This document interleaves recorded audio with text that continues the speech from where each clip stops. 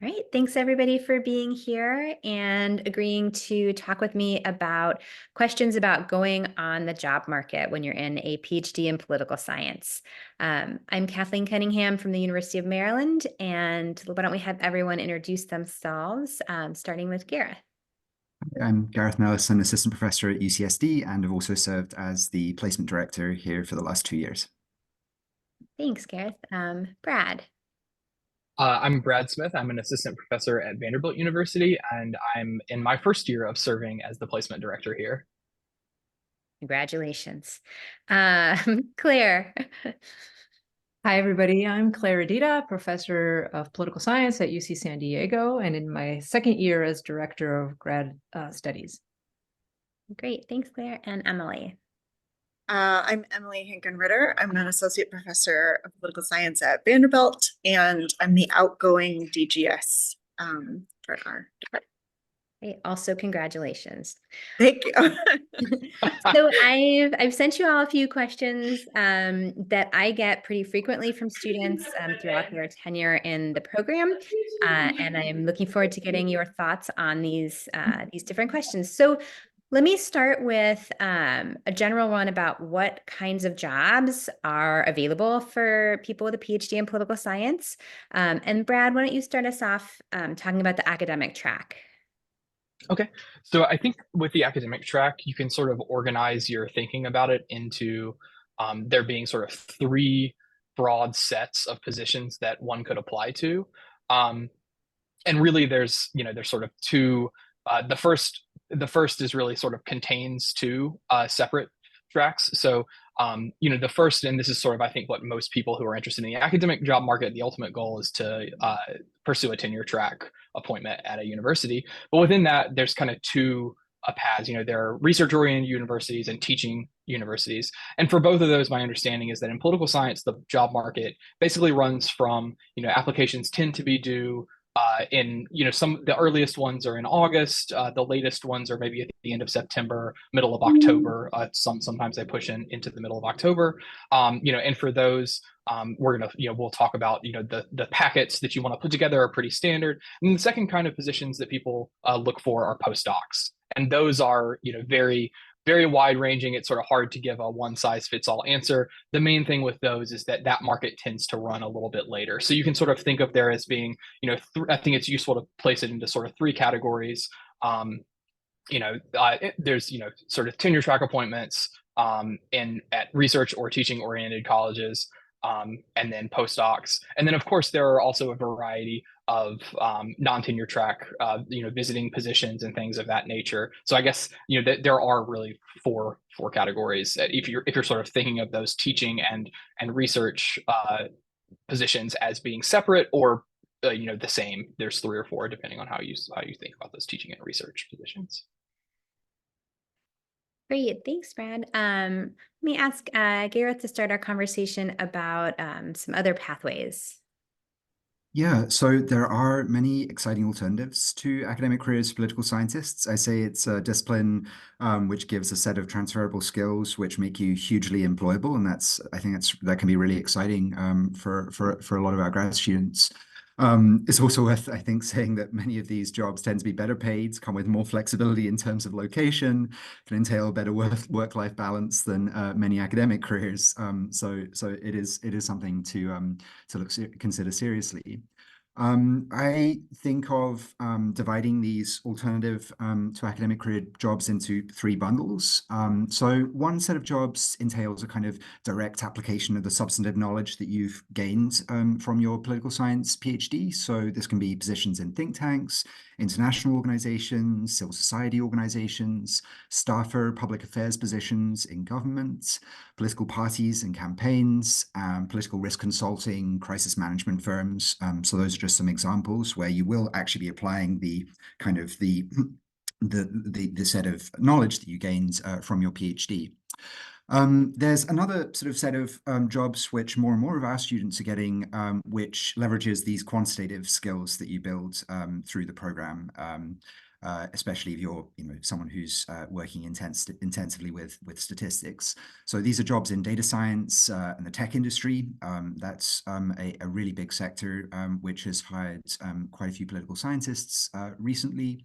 And there are opportunities here also in both in the for-profit and not-for-profit sectors as well. So we do see data scientists go into not-for-profits and apply those skills in ways that they find very meaningful.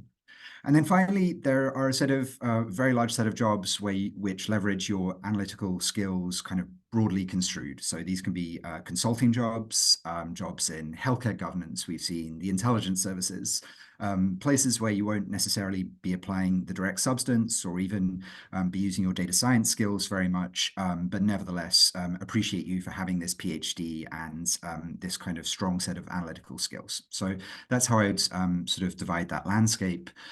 Just a quick word of advice here. If you are applying for these careers, I would really try hard to find someone who can give you some good inside advice, a kind of a mentor, and try and do that early on, because there are often job-specific things which your faculty mentors are just not going to know very much about. So it might be how to structure your resume, what internships you may want to be doing in order to put yourself in the best position for landing a permanent job.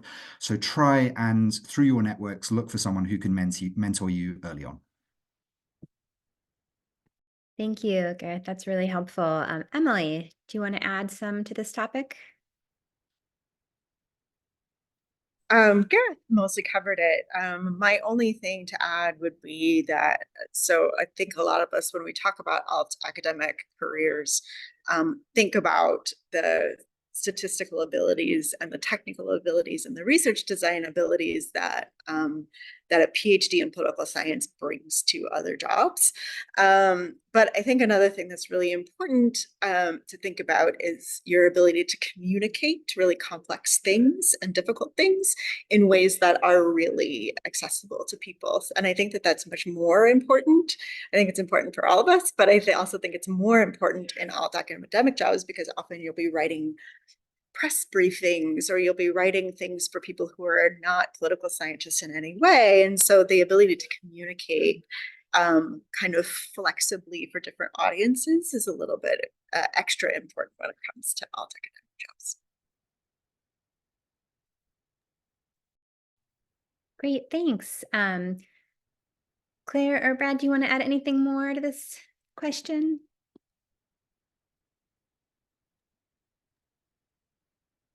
I think that covers it as far as.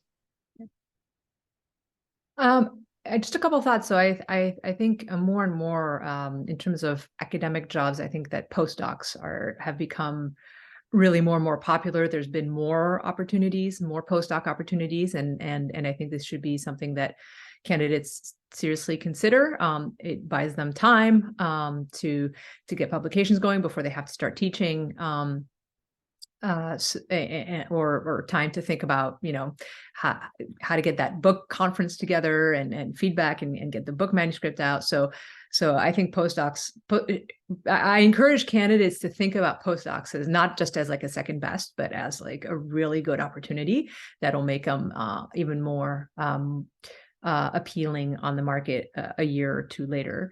And then the second thing I wanted to say was a lot of these non-academic jobs are still very academic-like. So more and more, I do work with folks who work, for example, at IFPRI or in government or in the World Bank, and we're doing field experiments together and we're writing articles together. And so there are ways to do research that are not constrained to just being a professor. Great, thanks, Claire. I guess I'll add one more thing too on your note about postdocs. I think previously there were a lot of institutionally based postdocs, and that still exists. But there are also a lot of project-based postdocs. So these are postdocs that are created through funded projects. And so this is a good reason to stay active in your networks, to be on the listservs and memberships within the organizations for your specific areas, because a lot of these announcements go out. And often the timing is not on the academic job market timing. So you might get a grant funded and you want to have a postdoc starting in that next semester. It may not be in the traditional calendar. The next question I had lined up for us is, what are the key parts of a job application file? And I'm going to briefly note what these are and ask if there's any other feedback. So one thing that I will say is a difficult question for me to answer as somebody who's pretty much always been at a university is what the non-academic sort of job application looks like. So I'd love to hear thoughts from others. From what I've gained in just talking to colleagues in the DC area is that you're looking at a much more resume-focused presentation of your CV. So there are differences across those academic versus alt-academic or non-academic, with more of a focus on your skill set. And then also a focus on your capacity to manage projects. And one of the things that I tell my graduate students is that you do have an experience as a project manager if you wrote a dissertation, right? That's a multi-year project that involves lots of different elements. And so sort of highlighting those skill sets. And I think as Emily noted, you may want to provide other different types of writing samples that convey your abilities to communicate with a broader audience than you would do for a traditional academic file. In the traditional tenure track or term positions or a postdoc, the components are typically a cover letter, which explains your position in the field and the research you have done, as well as a research and a teaching statement, letters of recommendation from your faculty members on your committee, and then a writing sample. And those are the traditional components. Let me open it up to see if anyone wants to add anything more to those notes as well. Gareth. Oh. Go ahead, Claire. Sorry. Well, perhaps a UC specific addition is a statement of contributions to diversity, which I think probably more and more institutions are adopting now, but it's been in the UC system for a while. And here it really, the idea is that anybody can contribute to diversity, and we want to know how you've done that in your career so far. And so I know that some people kind of poo-poo this kind of statement, but I can say that at least in our search committees, we do take this pretty seriously. We want to see that the candidate has thought about this question, right? If you are employed by a large research university, you're going to be teaching a diverse set of students. You're going to be mentoring a diverse set of students. We want to know that you've thought about these questions and that you've put in some work to contribute to that. So that's another component. Sorry, go ahead. So something I see a little bit of variation is on the teaching statement. So some places ask just for a 1 or 2 page teaching statement. Others will ask for a larger packet, evidence of teaching effectiveness is usually how it's phrased. And that could include a course syllabus or maybe several course syllabuses and evals or a selection of evals as well. So I think you should be prepared to submit both just the teaching statements and then the teaching statement plus those other things. So my addition was related to Gareth's suggestion about teaching. One thing that's come up this cycle, and I remember, in previous cycles as well, is that it's relatively uncommon, but some jobs do ask for a syllabus. And I've, as graduate students, often you haven't taught a class. And so I think it's useful to sort of go in with the expectation that you may want to develop a syllabus. And this, my suggestion there is just look at syllabi that you've seen and think about what class you would want to teach and make a syllabus for a class that you haven't taught, but that you'd like to. Can I just add one more thing, which is even if they don't ask for a syllabus, I had an interview once where somebody asked me, if you were to teach a class on your topic, what would it look like? So it came up in the interview. I felt a bit on the spot. So if I'd prepared it in advance, I think I would have done better in that. That's great. Thanks. I'll add one final thing here. I got a note here from Emily suggesting also if you are applying either, I think, for academic or non-academic jobs, highlighting your experience of managing research assistants if you have been working in a lab or had an opportunity to mentor undergraduate students can also showcase your skills as well. Great. So one of the really, I think, important and challenging questions that I get, and I'm going to kind of merge two of the questions I gave our participants today together here, which is what makes a strong file and how can applicants distinguish themselves? I know that it's really overwhelming for particularly first-time PhD job applicants to think about being one of maybe 100 individuals that are providing a file for a job. So from the perspective of the DGS or placement director role, but probably also people that have been on search committees, what is it that potential employers are looking for? What do you think makes a strong applicant? Yeah, Emily. This is a really hard question to answer, and it depends a lot on the department and the university and what they're trying to hire for. And it also differs a lot depending on, which members are on the committee that year, right? And so people, and I think this is true also when applying to graduate school, but different members of the committee start in different places. So some people always read the cover letter first. Some people always start with CV. And so it's worth noting that every element of your job packet is a place where you can impress from the beginning. And it's worth making sure that you do all of those things across all of those places, because it's not like everyone starts with the cover letter. And I think that the ways to really start off on a good foot is to present yourself as a researcher with an agenda and an approach. So some people will go into cover letters or research statements and just kind of list the things that they're working on instead of telling a picture of who they are as a researcher and using those efforts as evidence of that bigger picture, right? And I think that the more impressive, to me, when I'm looking at files, the more impressive files are the ones where you start off your cover letter saying, I am this kind of scholar, I'm asking these kinds of questions, this is how I tend to answer those questions, and this is why that's really important and unique.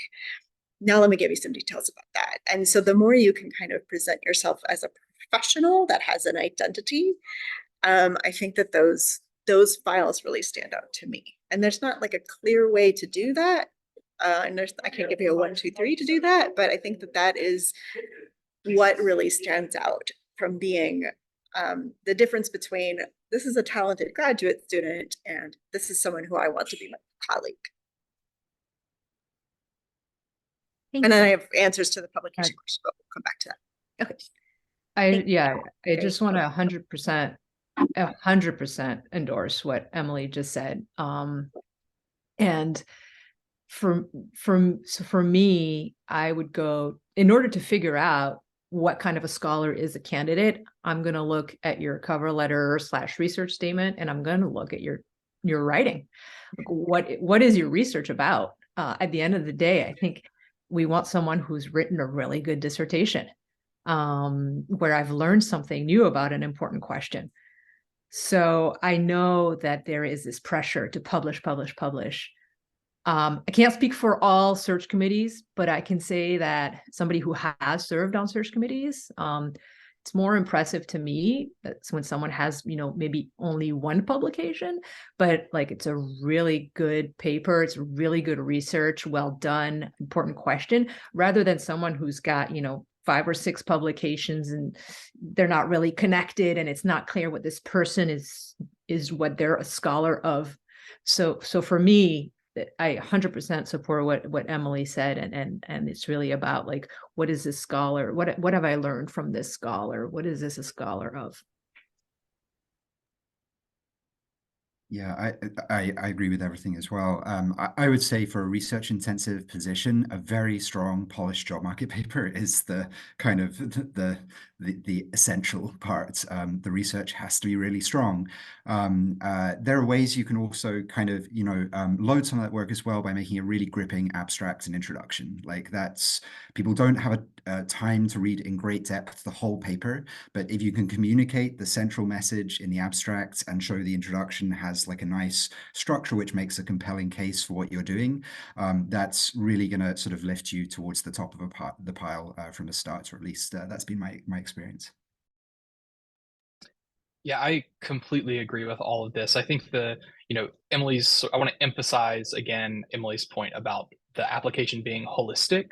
And I think one that is difficult to do. And I think there's a variety of ways to approach it. I think one underlying principle that's useful to keep in mind is that when search committees are looking, especially, for an ABD or someone in their first year of a postdoc, you know, choosing a candidate or set of candidates to interview is really an exercise in extrapolation, right? And so what we're doing is we're sort of, often when I've been on search committees, the conversation revolves around, sort of speculation about what the research is going to look like 5 or 10 years in the future, because I mean, these are lifetime appointments that people are applying for. And so I think, being able to, so to me, the research statement, sort of taking as given that you have a strong job market paper already, the research statement is a really useful way to sort of get that process started, because that's an opportunity for you to communicate, what you've done already feeds into a pipeline of future work. And this ties back to what Claire was saying. I mean, to me, some of the most exciting application files that I've read, I tend to start with the job market paper. And with some files, you read the job market paper and I'm very excited. And then we get to the research statement, and the research statement maybe is sort of unrelated to the topics in a job market paper. And to me, at least, it's much more exciting when I see, oh, I have these ideas of my own based on questions that the job market paper raises. And it's really satisfying to sort of see that the candidate's planning several years out. There are all these other things that I could do. So I think the research statement is a good way to sort of start that process of thinking about what a holistic application looks like. Can I just add as well about the letters of recommendation? These can be very helpful because they're an external endorsement of you. So, on committees, people take these seriously. It's really important, I think, to make sure your letter writers are on the same page and are sort of singing from the same hymn sheet. And that means getting materials to them in like a good amount of time, making sure, especially, I think the cover letter can give the kind of the grand narrative of who you are, and making sure they're echoing that in their letters. And maybe sitting down with them and just sort of going through some bullet points that you'd like them to hit, ideally in your letters. So I think those letters of recommendation seem like they're fully outside of your control. In fact, you can sort of have influence on that process of how they're written, and it's really important that you do. Great. Thank you, everybody. Even though that was I think a hard question to answer, I think those are some excellent answers that are really synergistic in terms of how do you create a profile as a scholar kind of worth taking a second look at amongst a maybe large set of applicants. One question that often comes up as well that I've asked Emily to think a little bit about is the importance of publications. And I think this has already been hit on a little bit in this idea of what makes a really strong file. Often, perhaps students think the more publications, the better, but that isn't necessarily the case. Sometimes people think they have to have some. Emily, what are your thoughts on this as part of the process here? Absolutely. This is a really tricky question to answer. So I want to start by saying how committees use publications as a heuristic, right? So committees are looking for signals of your creativity, that you ask really interesting questions. They're looking for your productivity, to know like how quickly you can write and produce things. They're looking for evidence that you can complete a research project, that your writing is really strong, that you have a pipeline of ongoing and future research. And they also want to know how others view the importance of what you're doing, right? So publications are a way to signal a lot of these things, right?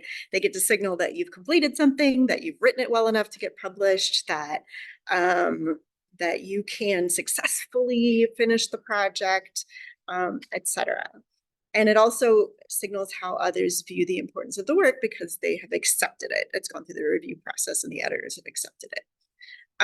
So publications are a way to signal to committees that your work is good and strong and valuable. However, they aren't the only ways to signal that thing, right? And so if you have a publication in a top tier journal, a general journal like the AJPS, the APSR, the JOP, or a very top subfield journal like comparative politics studies, or international organization or world politics or something like that. Like if you're publishing at the top of your subfield, then that kind of answers the question right away. But publications in lower tier journals, third tier journals, almost send a signal that you don't want to send, right? So if you're being pushed to publish a lot while you're in grad school, you may be being pushed to publish in journals that don't signal exactly what you want to signal, right? And in that case, I think that Claire's exactly right. It might be better for you to develop a really good project and a really good written draft that you then share that is a better signal than if you 2 years prior try to publish it and it's just not as good when you do that. Right. So because the publication process takes so long, you often will be submitting things that are less than your best product in order to get it on your CV in time. And sometimes that's detrimental to your overall CV. And everybody should weigh in on this. And I definitely don't want to be pinned as saying you shouldn't publish, right? But it's just worth noting that if you're publishing in civil wars, then that may be signaling that you can only publish at the third tier and then people don't want to hire that, right? And so I would just be kind of strategic and talk to your advisors about whether or not it makes sense for you to instead spend the time really developing a good project. And so then if you're not using publications, then your working drafts, your completed drafts, the fact that you have a website that you're, signaling a bunch of things that you're working on, and the quality of your letters can speak to those elements that you're trying to signal on separately from publications. We just had a super successful graduate student placement this year, and she is amazing and brilliant, and she has no publications on her record, but she had 5 completed amazing projects that then her committee could speak about and talk about how great these projects are, and people could read them, and she would have a really great talk because they had all of these because the project was so strong and she hadn't pushed it out before it was ready. So I think that having letter writers have the ability to talk about really high quality work can go further than lower tier publications. So I'd be happy to be contradicted by this, but that's kind of my thought about publications. And yes, Gareth is right. Having a nice, clear website is a really good important part of your packet. Yeah, I completely co-sign Emily's thoughts here. One thing that I kind of want to introduce, since we're into the conversation, is another thing that I think is worth considering, given Emily's frame of you're trying to signal your ability to navigate the peer review process with publications. That I'm not sure exactly. I don't think there's a one size fits all answer to this, but I do think it's a relevant consideration, is how one should in graduate school allocate your time between pursuing publications with an advisor or a senior scholar in your department and pursuing your own work. And then the reason, I think some of the considerations there are, like what Gareth said, if you're, there are different kinds of publications co-authored with a senior faculty member. In some, the graduate student is more of a research assistant role. In some, they're more of a, an equal co-authorship role. And given the norms of authorship and the way those things work in our discipline, sometimes for a search committee, it's difficult to extract the signal. And so I think that's one of those things that it's important to have a conversation with, an active conversation with your advisor as you work. You know, how should I be allocating my time? How should I be viewing my contributions to this project? How does the advisor view those contributions, and just making sure you're on the same page about those things. Because like Emily said, I think the signaling value of those publications is really the main value.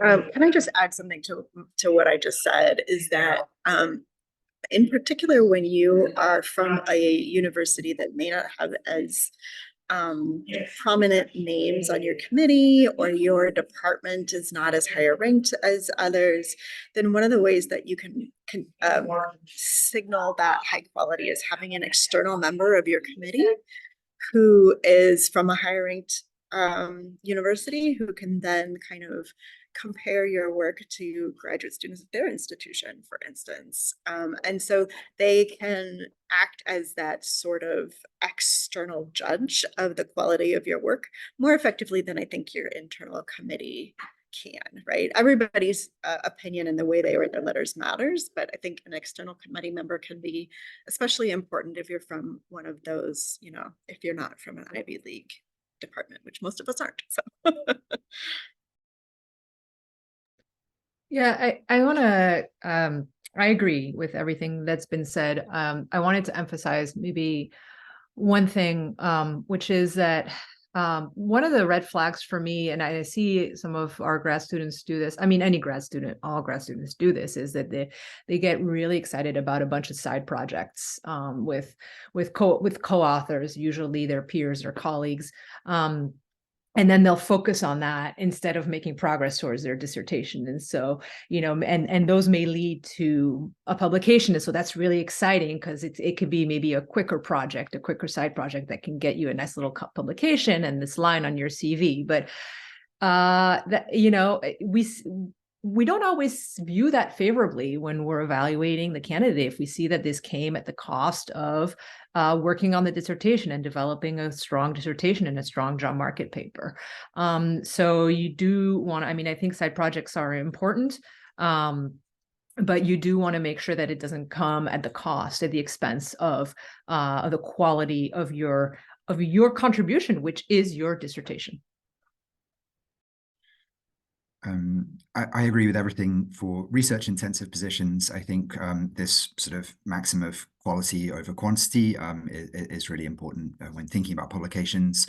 If you are, though, sort of aiming towards, say, a teaching-intensive position, then publishing in journals which, you know, may be less prominent, but publishing things which reflect, you know, a cohesive agenda, which follows, say, from your teaching interests. I think those things are valued for these teaching-intensive positions. You establish a publication records, the expectations of impact for the research may not be so high. So, you know, there are some exceptions, I think, to these general rules.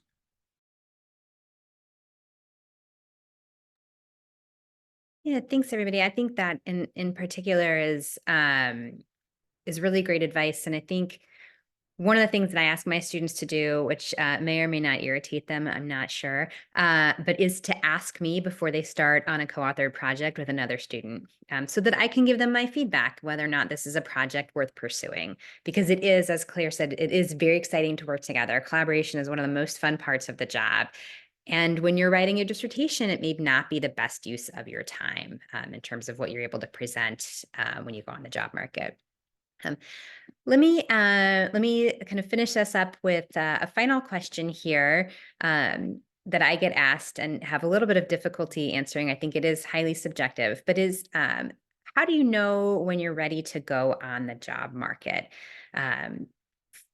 For a lot of students, I think this involves some personal decision-making and circumstances, but if we just sort of allow that those things vary and think about it from a dissertation writing perspective, or sort of what have you produced so far, you know, I think when I went on the market, it was, you know, you had to have 3 chapters of your dissertation was the sort of rumor floating around.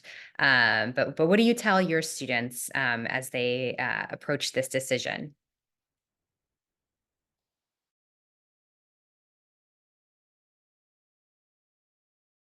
My opinion is if you have a strong job market paper, ready, then probably you're about ready to give the market a try.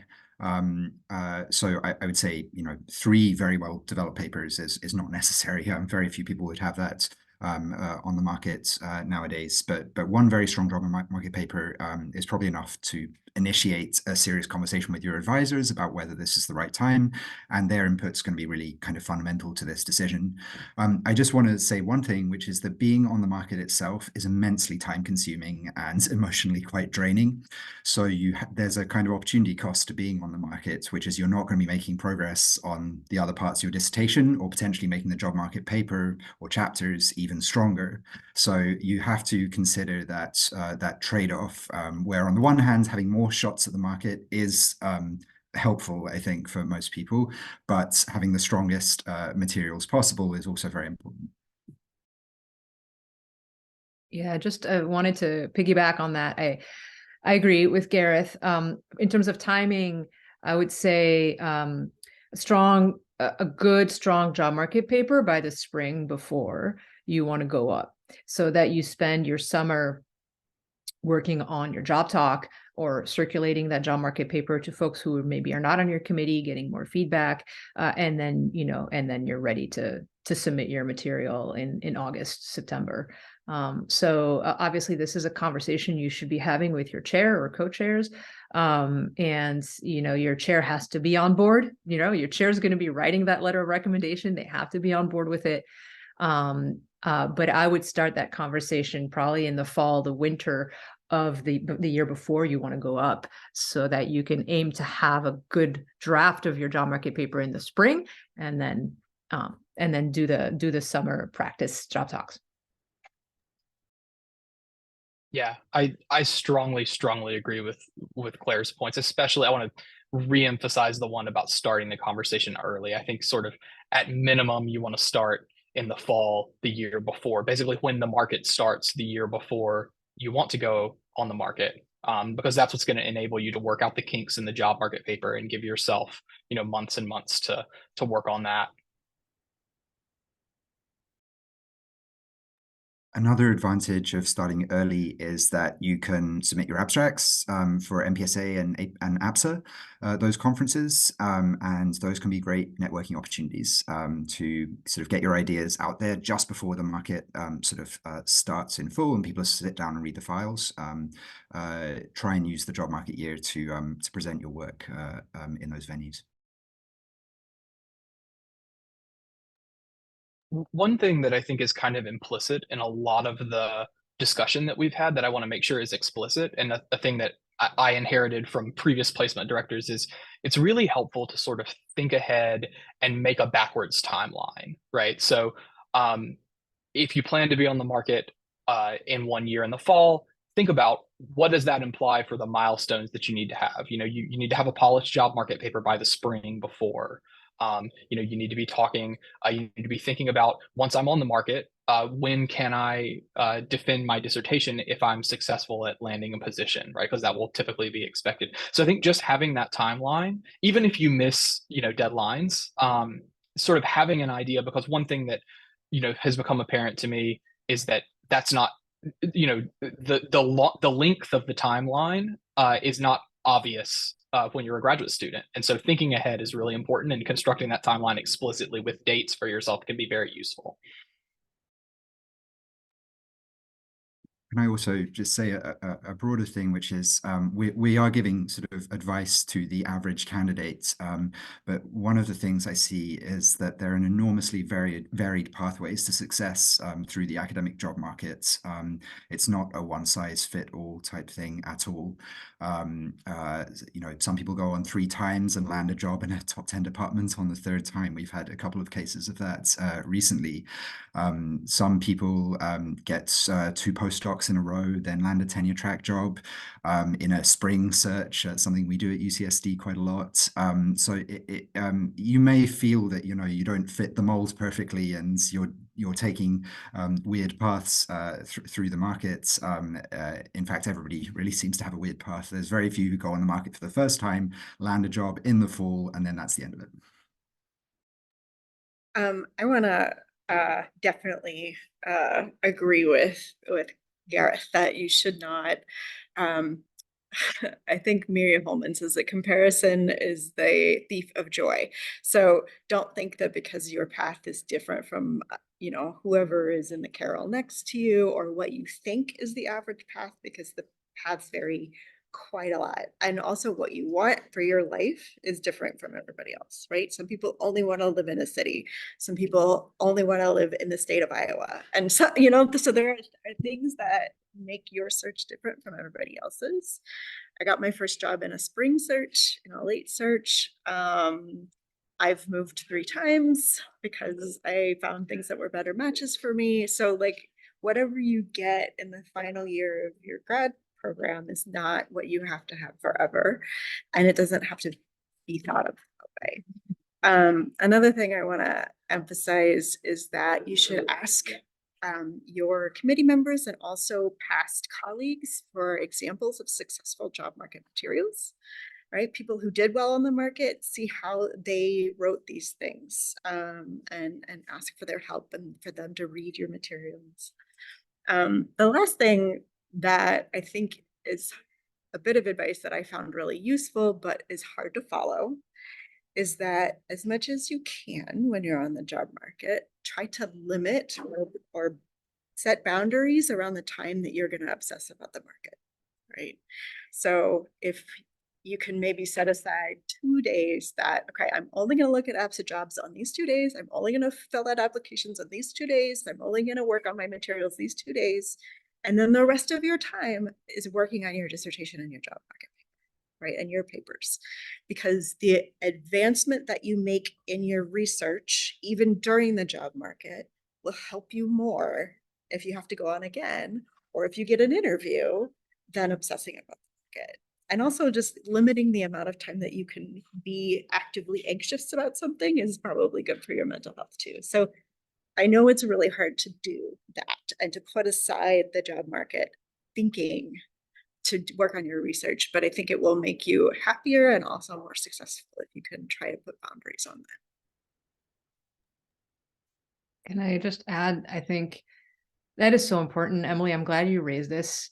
Just taking care of yourself during that time, making sure you have something that has nothing to do with academia, that you can continue to do, whether it be, for some people it's working out, for some people it's baking, for some people it's reading a book that is not at all related to political science, going out with friends. As much as possible, keep some external link to reality going during that time that you're on the market. This is really, really important.